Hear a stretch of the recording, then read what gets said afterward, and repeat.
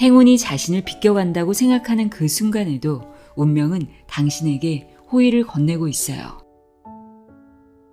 중요한 것은 불안을 운의 시그널로 인식하는 거예요. 불안은 내면의 적이 아니라 운을 활용하는 데 도움이 되는 신호니까요. 운명의 열쇠를 준다는 것은 없는 길을 만들어야 한다거나 잔뜩 쌓인 장애물을 치우고 길을 개척해야 한다는 말이 아니에요. 이미 나를 위한 최선의 길이 예비되어 있다는 것을 알고 그 길을 잘 발견하기만 하면 되는 거예요.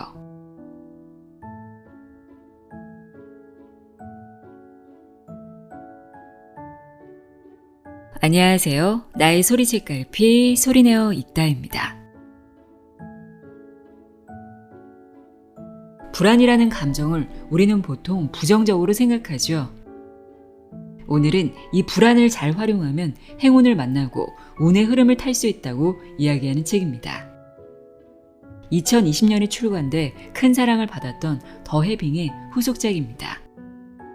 이서윤, 홍주연의 운명이 건네는 호의 페이버입니다.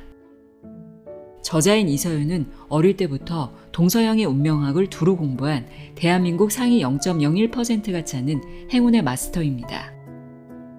이분이 쓴 책을 여러 권 소개해드렸는데요. 더 해빙을 비롯해 내가 춤추면 코끼리도 춤춘다, 오래된 비밀, 운, 준비하는 미래 등이 있습니다. 이서윤, 홍주연 두 분에 대한 자세한 소개는 더보기란에서 확인해보세요. 이 책은 저자가 수십 년 동안 10만 건의 사례를 분석해 밝힌 불안과 운의 비밀에 대해 이야기합니다. 소설 형식으로 스토리가 이어지는데요. 성공적인 삶을 살고 있는 듯 보이지만 불안에 시달리며 살아가는 6명의 남녀가 등장합니다. 이들이 저자인 이서윤을 만나 운의 비밀에 대해 하나하나 배워나가는 형식으로 내용이 펼쳐지는데요.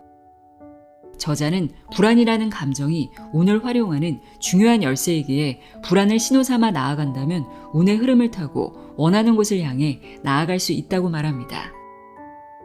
이렇게 운의 흐름을 타고 발전하면서 자연스럽게 남과의 비교를 멈추고 자기만의 존재감과 품격을 발휘하는 사람이 될 수 있다고 합니다. 또 자신의 그릇을 키우는 법, 귀인을 알아보는 방법 등을 이해하기 쉽게 설명합니다. 그럼 지금부터 운의 흐름을 타는 방법 자세히 알아보도록 하겠습니다. 이서윤, 홍주연의 운명이 건네는 호의 페이버 내용의 일부를 읽어드립니다. 귀 기울여 들어보세요.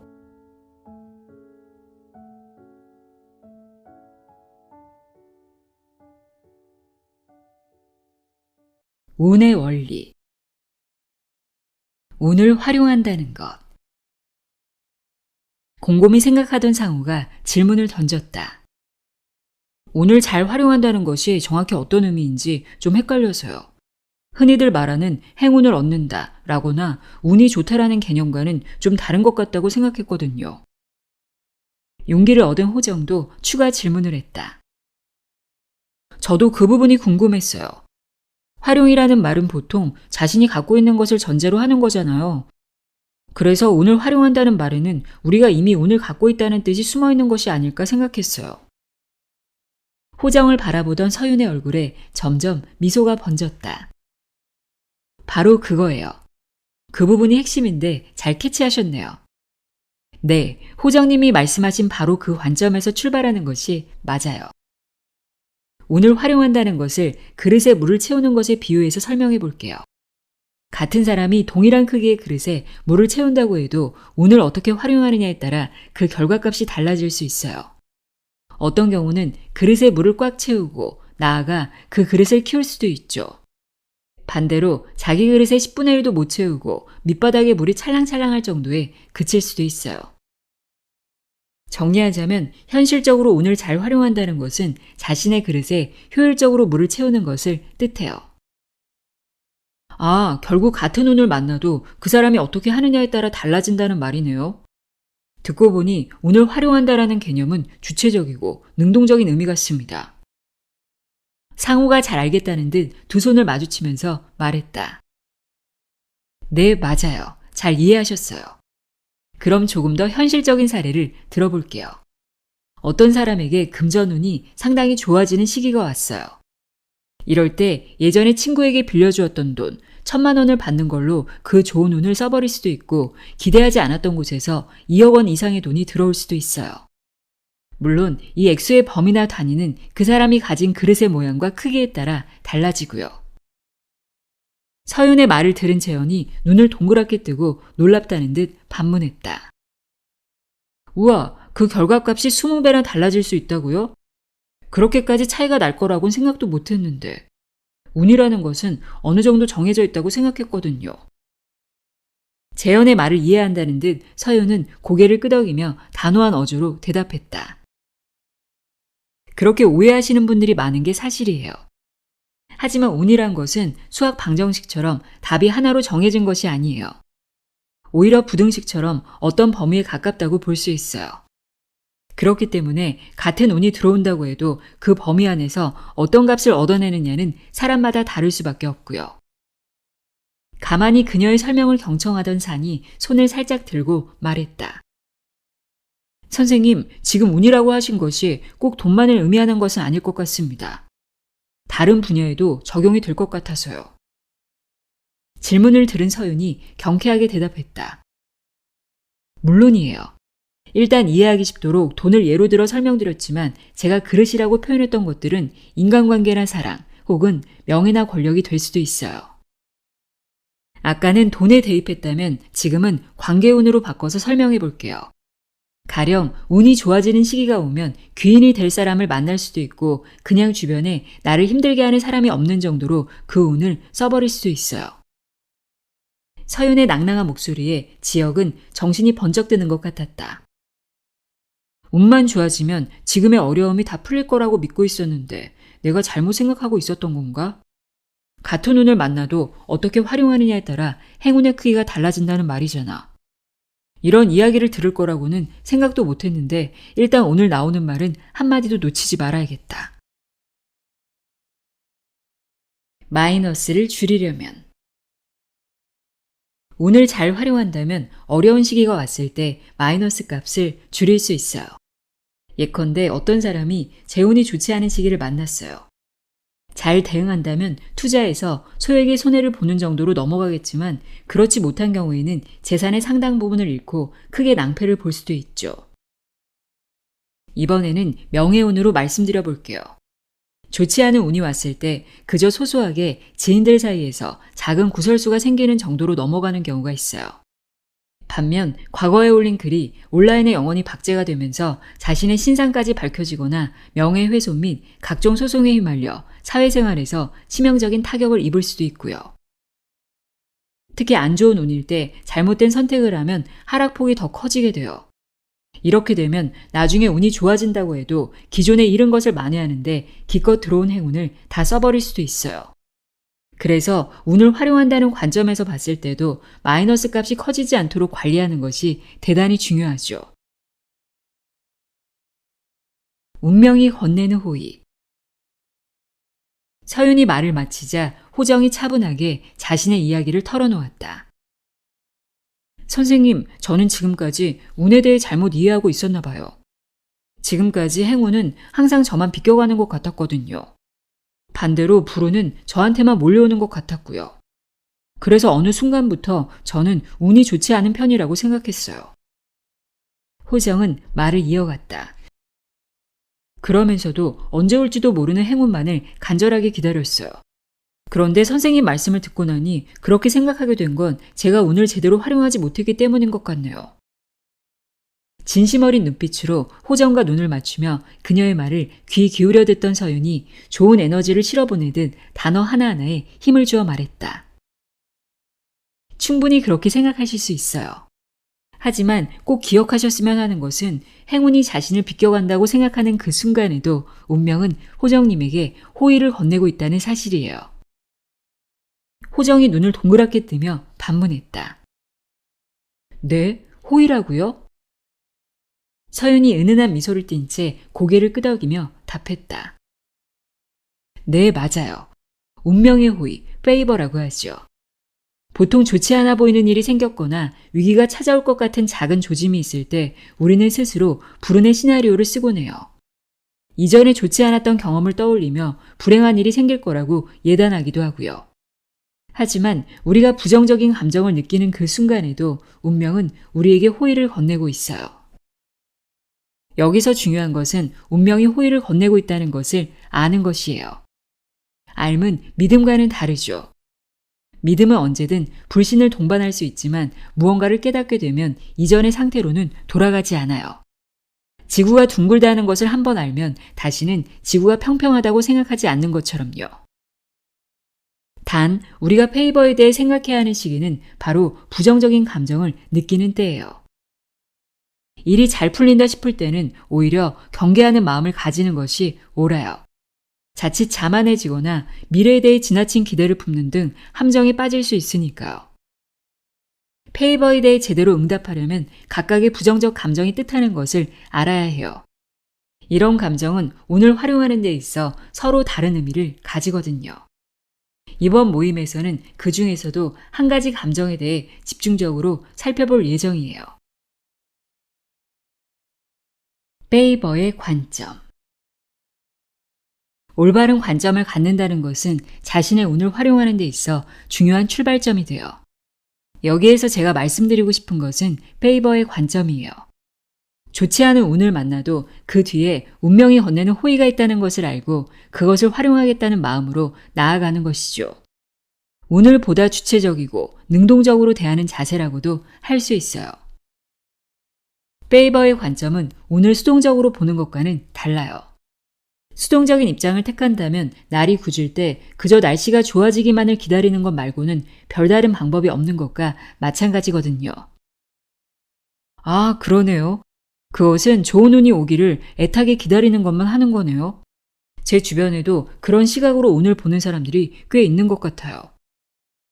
재현이 답하자 서윤이 고개를 끄덕였다. 네, 수동적인 관점에서 바라본다면 자신의 운을 활용하고 그 흐름을 타면서 성장하기가 어려워져요. 그러다 보면 다른 사람의 손에 있는 좋은 것들을 부러워하며 시간만 보내게 될 수 있어요. 듣고 있던 재현이 한숨을 푹 쉬며 말했다. 아, 그러고 보니 돌아가신 저희 외삼촌이 생각나요. 젊은 시절부터 온갖 사업을 한다고 여기저기 다니면서 친척들에게 계속 돈을 빌렸어요. 그리고 사업에 실패할 때마다 같은 말만 반복했죠. 그저 운이 나빴을 뿐이라고, 좋은 운이 오기만 하면 다 해결될 거라고요. 결국 좋은 날은 영원히 오지 않은 채 객지에서 돌아가셨지만요. 사람들의 말을 들으며 지혁은 골똘히 생각에 잠겼다. 생각해보니 나도 지금껏 운을 수동적으로만 생각했던 것 같아. 하지만 지금부터라도 관점을 바꾸면 되는 것 아닌가? 남들이 못 빠지게 좋은 운이 오기만을 기다리고 있을 때 나는 그 대열에서 빠져나오는 거야. 페이버의 관점을 택하고 한 발 앞으로 나아가 내게 주어진 운을 제대로 활용하는 거지. 지금 당신이 불안하다면? 불안의 정체. 태어나서 불안이란 것을 느껴보지 않은 사람은 단 한 명도 없을 거예요. 잘 아시다시피 불안이란 선사시대부터 우리 안에 있는 자연스럽고 당연한 감정이거든요. 그리고 사람마다 감정에 대한 감수성도 다르죠. 원래 불안이란 감정 자체에 더 예민한 사람도 있고 평소에 안 그러던 사람도 운이 바뀌는 시기에 불안감을 더 크게 느낄 수도 있고요. 그러니까 운의 관점에서 봤을 때는 누구에게나 불안감을 강하게 느끼는 시기가 있을 수 있다는 말이에요. 어떻게 보면 사람들은 불안할수록 더 간절하게 행운을 원하기도 해요. 대다수의 사람들이 미래에 대한 불확실성 때문에 불안해하는 경우가 많으니까요. 사실 운에 대해 더 많이 생각하게 되는 것도 바로 이 시기예요. 운의 시그널. 수많은 사례를 분석한 결과 제가 분명하게 말씀드릴 수 있는 것은 불안이 꼭 불운을 불러오는 것은 아니라는 사실이에요. 오히려 상대적으로 강한 불안감이 느껴지거나 지속적으로 이어지면 운의 흐름을 타고 나아가는 좋은 계기가 될 수 있어요. 사실 우리는 불안에 대해 부정적인 고정관념을 갖고 있어요.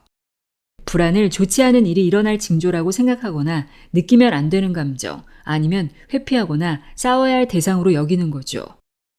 그건 자신도 모르는 사이 스스로의 감정에 대해 두려움을 느낀다는 뜻이에요. 중요한 것은 불안을 운의 시그널로 인식하는 거예요. 불안은 내면의 적이 아니라 운을 활용하는 데 도움이 되는 신호니까요. 심리학 용어로 말하자면 불안을 리프레이밍 하는 거예요. 불안을 리프레이밍 한다면 심리학에서 프레임이란 어떤 사물이나 사건을 바라보는 틀을 의미한다. 따라서 틀을 새롭게 한다 란 뜻을 가진 리프레이밍은 틀 자체를 바꾸는 것을 뜻한다. 그다지 좋아 보이지 않았던 그림도 액자를 바꾸면 달라 보이듯 같은 사물이나 사건을 전혀 새로운 관점에서 바라보면서 이전과는 다른 의미를 부여하는 것이다. 혹자는 리프레이밍이 소위 말하는 정신승리가 아니냐고 질문할 수 있다. 이에 대해 폴커 키츠와 마누엘 투시는 자신의 저서 마음의 법칙에서 이렇게 설명한다. 리프레이밍은 우리가 앞으로 나아가는 것을 가로막는 부정적인 생각을 바꾸도록 도와준다. 이것이 곧 내 힘으로 사는 인생과 다른 힘에 의해 끌려다니는 인생의 결정적인 차이다. 전문가들은 특히 불안을 리프레이밍했을 때 삶에 어떤 긍정적인 영향을 주는지에 대해 주목했다. 심리학자 리사 펠드먼 베럿은 자신의 저서 감정은 어떻게 만들어지는가에서 미국 대학원 입학 자격 시험을 앞둔 학생들의 사례를 예로 든다.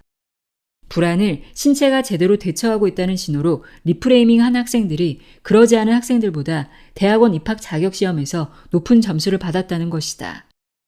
교감신경계에서 수행 능력을 낮추고 기분을 망치게 만드는 전염증성 사이토카인의 수준이 내려갔기 때문이다. 한 발 더 나아가 그녀는 효과적인 리프레이밍을 통해 시민대학에서 시험 성적과 최종 학점을 올리는 데 성공한 연구 결과를 소개하며 이런 의미 있는 발전을 통해 개인의 인생 행로가 바뀔 수 있다고 말했다. 그럼 효과적으로 리프레이밍을 해보려면 어떻게 해야 할까? 키츠와 투시는 마음의 법칙에서 다음과 같은 방법들을 소개한다. 1. 자신의 느낌과 감정을 충분히 의식하자. 부정적인 느낌일지라도 허락하고 받아들이자. 그것은 나 자신의 일부이자 내 인생의 일부다. 2. 중요한 것은 균형을 잡는 일이다.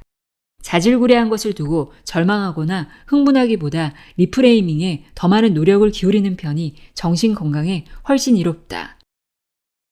3. 충격적인 사건으로 자신을 통제할 능력을 잃었다면 일단 떠오르는 감정을 그대로 느끼자. 그리고 어느 정도 진정되면 분석하는 게 중요하다. 재해석은 나중에 하는 편이 좋다. 4. 일단 다음과 같이 시도해보기를 권한다. 자신에게 실망한 나머지 나는 할 수 없어 라는 탄식이 나온다면 이 한마디만 덧붙여라. 나는 아직 할 수 없어. 도대체 세상이 왜 이런지 알 수 없어 부글부글 화가 치민다면 다음과 같이 자문하라. 지금 이 상황이 나에게 무슨 말을 해주려는 걸까? 이 상황에 숨어있는 기회는 무엇일까? 불안은 행동하라는 신호. 불안한 감정이 든다는 것은 눈앞에 초록 신호등이 켜진 것뿐이에요. 이 신호등은 우리가 효율적이고 안전하게 길을 건너도록 도와주죠. 우리는 그저 한 발씩 앞으로 걸어나가면 돼요. 그렇게 발자국을 옮기다 보면 어느새 길을 건너간 자신을 발견할 수 있을 거예요. 다시 말해 불안은 지금 행동하라는 신호예요. 불안을 신호로 인식하고 나아갈 때 그에 맞는 전략은 사람에 따라 달라요. 그 전략은 크게 두 가지로 나뉘는데요. 이때 핵심은 자신이 어떤 유형인지 알고 그에 맞는 전략을 취하는 것이에요. 그래야만 운을 잘 활용할 수 있게 되거든요. A 유형이란? 서윤의 말을 듣고 있는 참석자들의 눈빛이 반짝였다. 말씀드렸듯 불안에 대응하는 전략에 따라 사람들은 크게 두 가지 유형으로 나뉘어요. 먼저 A 유형을 살펴볼게요. 여기서 A는 액션을 뜻해요. A 유형에 맞는 행동 전략은 불안을 연료로 삼아 앞으로 나아가는 거예요. 적절한 불안은 이들에게 집중도와 효율성을 끌어올려주는 원동력이 되어주죠. 학교 다닐 때 벼락치기에 강하고 시험 전날만 되면 유독 집중해서 공부하는 친구들을 보셨을 거예요. 그런 사람들이 바로 A 유형이에요. 문제를 해결하고 일을 진전시키는데 불안이 도움이 되는 타입이죠. 이들에게 불안은 일의 능률을 높여주는 촉매가 된다고 이해하시면 돼요. A 유형에게 불안이란 행운을 향해 가는데 꼭 필요한 자원이 될 수 있어요. 가령 여러분이 과일 가게를 하고 있다고 해볼게요. 다른 사람들보다 매출을 몇 배 더 올리는 직원이 있어요. 단골 손님도 많이 확보했고요. 그런데 이 사람을 대하기가 조금 불편해요. 이런 경우 어떻게 해야 할까요? 서윤의 말이 떨어지기 무섭게 상우가 확신에 찬 목소리로 대답했다. 판매량이 그렇게 높다면 당연히 그 직원과 함께 가야죠. 정답이에요. A 유형에게 불안은 이런 의미예요. 당장 편안하게 느껴지진 않지만 위기에서 탈출하거나 더 나은 내일을 향해 가는데 중요한 자원이 되는 그런 존재죠. 이야기를 듣는 동안 호정의 머릿속에서는 그동안 진료한 환자들의 차트가 촤라락 소리를 내며 돌아갔다. 생각해보니 유독 불안해하던 환자들 가운데 어느 순간부터 적극적이고 맹렬하게 병과 싸운 사람들이 있었어요. 그들 중 상당수가 좋은 예우를 보였고요. 그때는 다 천운이라고 생각했는데 말씀을 듣고 보니 이해가 갑니다. 비유형이란? 불안이 찾아올 때 밸런스를 뜻하는 비유형은 감정을 관리하는 것이 우선이에요. 주어진 행운을 순탄하게 활용하기 위해서는 불안이 일상의 균형을 깨트리지 않도록 하는 것이 핵심이거든요. 순간 지역의 머릿속을 뭔가가 치고 지나가는 것 같았다.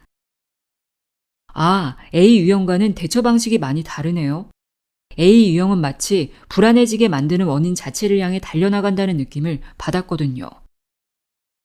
네, B 유형에게도 시험 전날 벼락치기 하는 상황이 왔다고 가정해보죠. 시험 범위를 살펴볼 때부터 이걸 다 해낼 수 있을까? 다 못하고 시험을 망치면 어쩌지? 하는 걱정 속에 불안감이 밀려올 거예요. 그러다가 문제를 몇 개 틀리기라도 하면 더 불안해지면서 책이 눈에 들어오지 않을 수도 있겠죠. 재현이 무언가 생각났다는 듯 손을 탁 치며 답했다. 그러고 보니 고등학교 때 친한 친구도 그랬어요. 전교 최상위권 성적이었는데 딱 한 번 독감에 걸려서 몇몇 과목을 미리 공부하지 못한 거예요. 그래서 시험 전날 그 과목을 벼락치기로 했다는데 전교 등수가 무려 50등 가까이 떨어지더라고요. 서윤이 살짝 고개를 끄덕이고는 대답했다. 비유형의 경우 불안이 찾아오면 먼저 일상을 차곡차곡 쌓아가는 것에 집중해야 해요. 지금 이 순간에 초점을 맞추고 자신 앞에 놓인 일에 집중하려고 노력하는 거죠. 섣부르게 결정을 내리거나 평소에 하지 않던 행동을 하는 것은 되도록 지양하시고요. 대신 운동이나 명상처럼 불안을 잊고 잠시 몰두할 수 있는 활동에 하루 30분 정도만 할애하시기를 추천드려요.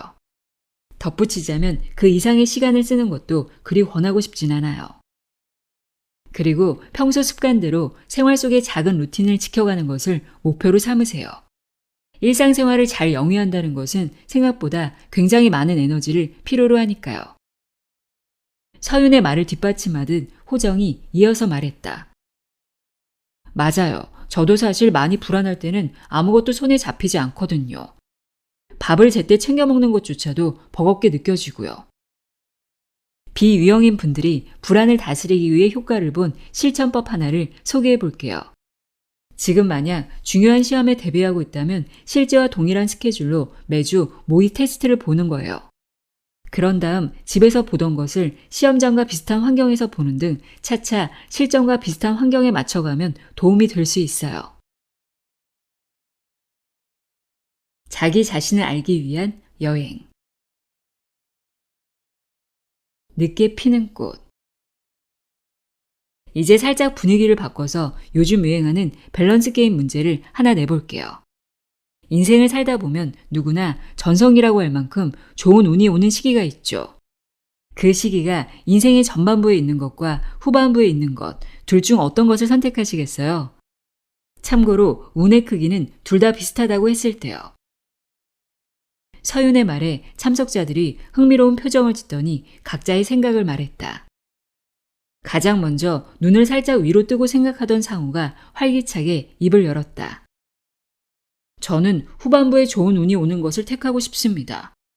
주변에서 보면 젊었을 때 산전수전 다 겪고 남들이 은퇴하는 나이가 되어서야 탄탄하게 사업을 키워낸 분들이 있는데요. 그분들이 주는 감동이라는 것이 있더라고요. 그의 말에 지역도 동의한다는 듯 고개를 끄덕이며 말했다. 저도 같은 생각입니다. 끝이 좋으면 다 좋다라는 말도 있으니까요. 사람들의 이야기를 귀 기울여 듣던 서윤이 은은한 미소를 지으며 말했다. 제가 수많은 사례들을 살펴봤는데 사실 이건 정답이 있는 문제예요. 연예계나 스포츠 같은 특수 직업군을 제외한다면 같은 양이라고 해도 40대 이후에 좋은 운을 만나는 사람들이 더 많은 것을 성취하곤 했어요. 물론 그때까지 스스로 포기하지 않았다는 전제하에요. 76세에 시작해 미국의 국민 화가가 되다. 따뜻한 시골 풍경을 담은 풍속화를 그려 미국의 국민 화가로 불리는 모지스 할머니는 76세에 본격적으로 그림을 그리기 시작했다. 그녀가 그림에 심취하게 된 계기는 단순했다. 60대의 남편을 잃고 취미생활로 자수를 즐겼으나 관절염이 심해지면서 그마저도 어려워졌다. 그때 생각해낸 것이 어린 시절부터 관심을 가졌던 그림이었다. 할머니는 평생 보고 경험했던 미국의 시골 풍경을 그리기 시작했다. 동네 지인들에게 1에서 3달러씩 받고 판매되던 그녀의 그림은 우연한 기회에 한 미술 수집가의 눈에 띄었다. 이후 그림들이 뉴욕에 전시되면서 조용히 살던 시골 할머니는 일약 전국구 스타로 떠올랐다. 늦은 나이에 세상에 알려졌지만 미국인들의 향수를 자극하는 모지스 할머니의 그림은 많은 이들의 사랑을 받았다. 그녀는 80세에 첫 개인전을 열었고 88세에 마드모아젤 잡지가 주관한 올해의 젊은 여성으로 선정되기도 했다. 세계에서 가장 유명한 사람들을 표지 모델로 기용하는 타임지는 93세의 할머니를 표지에 실었다. 그녀가 100세 생일을 맞이했을 때 넬슨 록펠러 뉴욕 주지사는 그날을 모지스 할머니의 날로 선포하기도 했다. 할머니는 정력적으로 활동한 다작 화가이기도 했다. 101세를 일기로 세상을 떠날 때까지 그녀는 30여 년간 1600여 점의 그림을 그렸다. 심지어 그중 250점은 100세 이후에 그린 그림이었다. 자신처럼 늦은 나이에 새로운 일을 시작하는 사람들에게 모지스 할머니는 다음과 같이 말한다. 사람들은 늘 너무 늦었어 라고 말합니다. 하지만 사실은 지금이 가장 좋은 때입니다. 전성기. 인생 후반부에 전성기를 맞는 사람들이 좋은 운을 더 잘 활용하는 이유는 어려움에 대한 내성이 있기 때문이에요. 사실 아무리 유리한 운이 들어온다고 해도 그 운을 펼쳐가는 과정에서 크고 작은 어려움들이 따라오기 마련이거든요. 젊었을 때 힘든 일을 겪으면서 시련에 대한 내성을 자연스럽게 쌓아온 사람들은 어려운 일들을 만나도 상대적으로 수월하게 받아들이고 극복할 수 있어요. 무균 상태에서 자라는 것보다 적당히 세균에 노출되며 자라는 것이 면역력을 높여주는 것과 같은 이치죠. 그들은 또 힘들었던 경험을 통해 자신의 한계를 깨달았기 때문에 좋은 운이 왔을 때 무모한 시도를 하지 않아요. 그러면서 차근차근 원하는 바를 이뤄나가죠. 또 내가 틀릴 수 있다라는 것을 인정할 줄 알기 때문에 다른 사람들과의 협업에도 유리하고 새로운 해결책도 유연하게 받아들여요. 이어서 서윤이 따뜻하게 덧붙였다. 무엇보다 자신이 힘들고 아파봤기 때문에 타인의 어려움을 공감하는 능력이 발달된 경우가 많아요. 덕분에 사람들의 마음을 움직일 수 있고 좋은 인연들도 불러들이게 되죠. 그릇을 키우려면 운의 그릇. 자신에게 주어진 운의 그릇을 채워간다는 것은 나에게 행운을 달라고 운명에 기대는 것과는 달라요. 그런 자세는 운명에 있어 자신의 영향력을 무시하는 것과 마찬가지예요. 운이라는 것은 하나의 가능태예요. 그 가능태를 우리가 붙잡으면 그것이 눈앞에 현실로 나타나죠. 중요한 것은 그 가능태가 드러나는 과정에서 우리와 환경의 상호작용이 이루어진다는 거예요. 그렇다면 우리가 보다 주체적으로 행동할 때 제대로 된 시너지 효과가 발생하겠죠. 반대로 운명과 맞서 싸우겠다는 자세도 취할 수 있어요. 그런데 이것은 운명이 나에게 불리한 방향으로 구성되어 있다는 전제를 깔고 들어가는 셈이에요. 무슨 일이 생길 때마다 운은 나를 도와주지 않는다 라는 믿음을 확인하는 거죠. 그렇게 되면 운을 활용하는 데 불리할 뿐 아니라 어느 순간 지쳐버린 자신을 발견하게 될 거예요. 먼저 말씀드리고 싶은 것은 그릇을 키우기에 앞서 그릇을 채우는 것부터 선행되어야 한다는 거예요. 그 말을 들은 재현이 손가락을 튕겼다. 아, 채워야 할 것들이 아직 남아있는데 그릇부터 키우겠다고 나서는 것은 선후 관계가 틀린 거네요. 재현의 말에 서윤이 화답했다. 맞아요. 보통 그릇을 채워가는 과정을 거치며 스스로에 대해 더 잘 알게 되는데요. 이런 깨달음이 나중에 그릇을 키울 때 유용하게 쓰이기 마련이죠. 사례들을 살펴봤을 때 그릇을 키우는데 유리한 자질들이 있는 것은 사실이에요. 그게 무엇인지 구체적으로 말씀드리기에 앞서 이런 자질들을 모두 갖춰야만 하는 것은 아니라는 점을 먼저 알려드리고 싶어요. 뛰어난 자질 하나만 있어도 다른 부족한 부분을 어느 정도 보완할 수 있거든요. 귀인과 로열티. 그릇을 키우는 데 유리한 자질 가운데 가장 먼저 학습 능력이 있어요. 여기서 학습이란 우리가 일반적으로 생각하는 학교 공부를 의미하는 것이 아니에요. 어디까지나 실천적인 배움, 즉 타인에게서 배우는 것과 자신의 삶을 통해 얻을 수 있는 교훈을 찾아 성장하는 것 모두를 아우르는 개념이죠. 그 다음으로는 인성과 개방적인 자세가 필요해요. 인성의 중요성은 굳이 말씀드리지 않아도 잘 아실 거예요. 사실 그릇을 키우는 방법 가운데 가장 효율적인 것은 귀인을 통해서예요. 물 흐르듯 서윤의 설명이 이어졌다. 그러려면 귀인을 알아보는 안목과 그 사람에 대한 로열티, 이 두 가지가 중요해요. 그 중에 로열티에 대해 먼저 설명해 드릴게요. 율곡 이희 선생님의 어록 중에 군자는 의로움을 근본으로 삼고 소인은 이로움을 근본으로 삼는다 라는 말이 있어요. 저는 여기서 말하는 의로움이 제가 말씀드리는 로열티와 통하는 면이 있다고 봐요. 사실 귀인을 만나서 잘 풀렸다가 나중에 로열티를 저버린 사람들도 꽤 있긴 하죠. 그 가운데 어느 정도 성공한 사람들이 있는 것도 사실이에요. 하지만 보통 끝이 좋진 않아요. 로열티란 자신이 가지고 있는 귀한 정신적인 자산이에요. 그렇게 가치가 있는 것이니 당연히 받을 만한 사람에게 주어야겠죠. 그래서 저는 로열티의 대상을 선택할 때 특히 신중할 것을 당부드려요. 한 발 더 나아가 신뢰와 신앙은 다르다는 것도 기억하셔야 해요. 서윤의 말을 들으며 사람들이 각자 생각에 잠겨있을 때였다. 인재가 손을 들고 질문을 던졌다. 작가님, 귀인을 알아보는 것이 중요하다고 하셨는데요. 부끄럽지만 저도 이전까지는 사람 보는 눈이 있다고 자부했습니다. 하지만 투자 사기를 당한 이후 그런 자신감을 완전히 상실했어요. 이제는 새로운 사람을 만나는 것도 두렵고 기존에 알던 사람은 경계가 됩니다. 하지만 아직 좋은 인연을 만나고 싶다는 마음도 있는데 참고가 될 만한 말씀을 들을 수 있을까요? 인재의 말에 멤버들이 다들 동감한다는 듯 서윤을 바라봤다. 서윤은 여느 때처럼 포근한 미소를 지으며 따뜻한 목소리로 대답했다. 네, 충분히 그러실 수 있어요. 귀인을 알아보는 데 있어 유념하셔야 할 부분 먼저 말씀드릴게요. 첫째, 귀인이 되는 기준을 그 사람의 재력이나 사회적 위치, 인맥처럼 외적 조건에만 두지 마세요. 둘째, 같은 사람이라고 하더라도 누구에게나 좋은 인연이 될 수 있는 것이 아니에요. 한 사람에게는 귀인이 될 수 있지만 또 다른 사람에게는 악연이 될 수도 있어요. 손뼉을 치며 재현이 이해된다는 듯 답했다. 아, 그런 생각들 역시 귀인에 대한 고정관념이었네요. 잘 알겠습니다.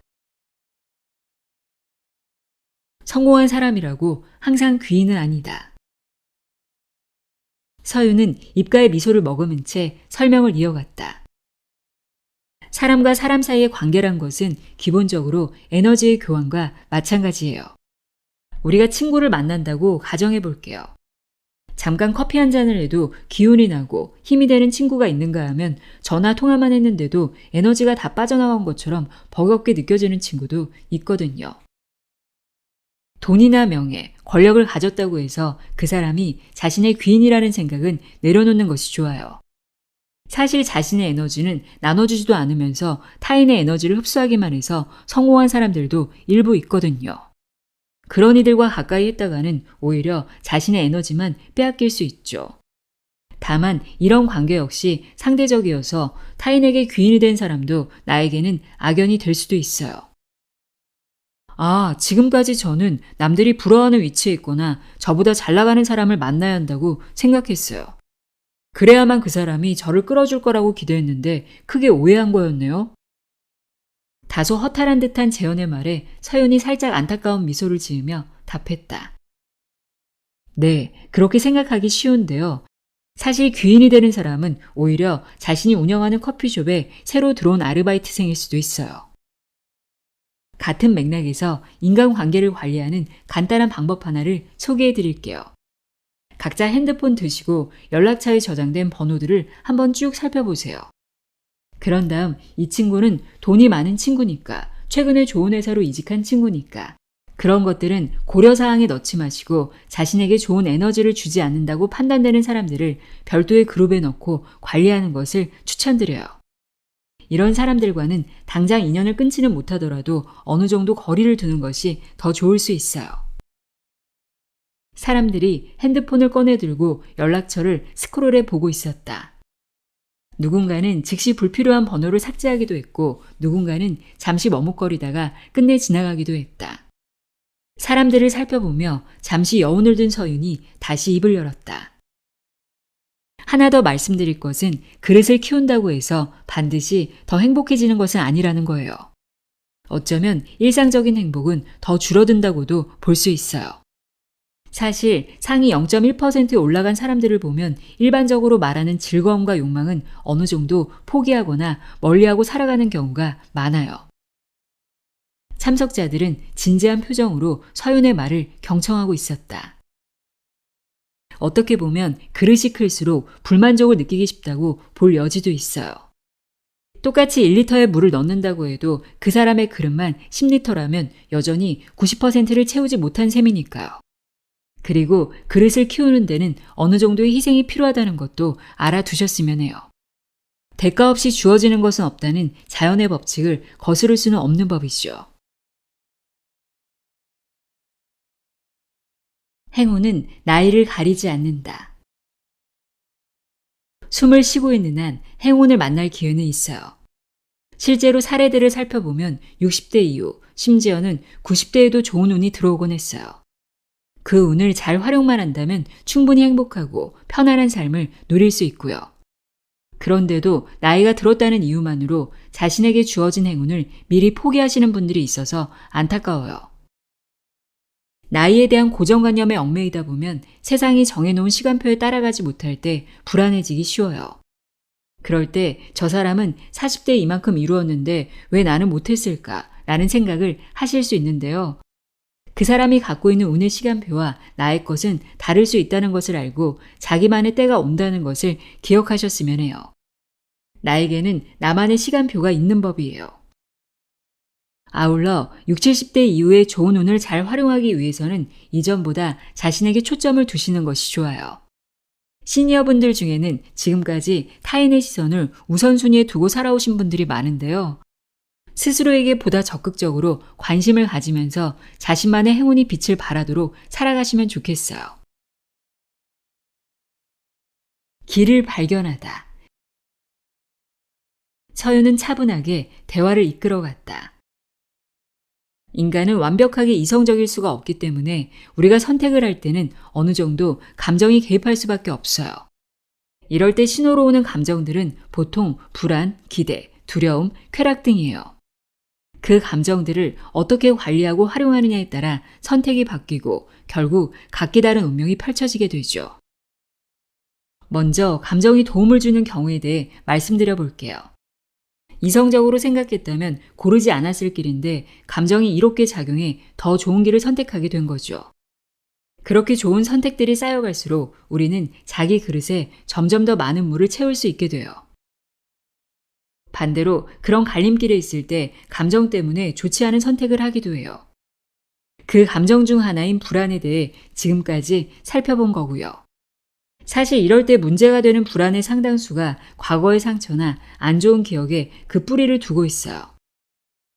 과거의 상처로 인해 스스로에게 꼬리표를 붙이는 경우가 있어요.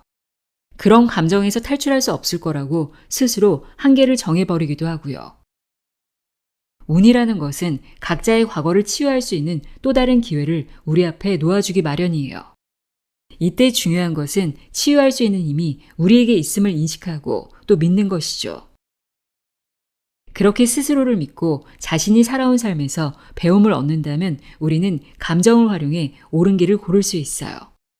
그런 과정을 거쳐서 바른 선택을 한다면 과거의 상처를 자신의 것으로 받아들이면서도 한 단계 위로 성장할 수 있죠. 서윤의 이야기는 계속되었다. 과거의 아픔과 불안 속에 갇혀 삶을 그저 견디기만 하는 것이 아니라 이 순간 살아있다는 것을 느끼며 나아간다면 우리는 진심으로 운명의 키를 쥔 사람이 될 수 있어요. 여기까지 말한 서윤은 멤버들에게 잠시 생각할 틈을 준 뒤 이어서 명료하면서도 차분하게 덧붙였다. 여기서 운명의 열쇠를 준다는 것은 없는 길을 만들어야 한다거나 잔뜩 쌓인 장애물을 치우고 길을 개척해야 한다는 말이 아니에요. 이미 나를 위한 최선의 길이 예비되어 있다는 것을 알고 그 길을 잘 발견하기만 하면 되는 거예요. 다음 분기점이 올 때까지 가장 좋은 길이 무엇인지 살펴보면서요.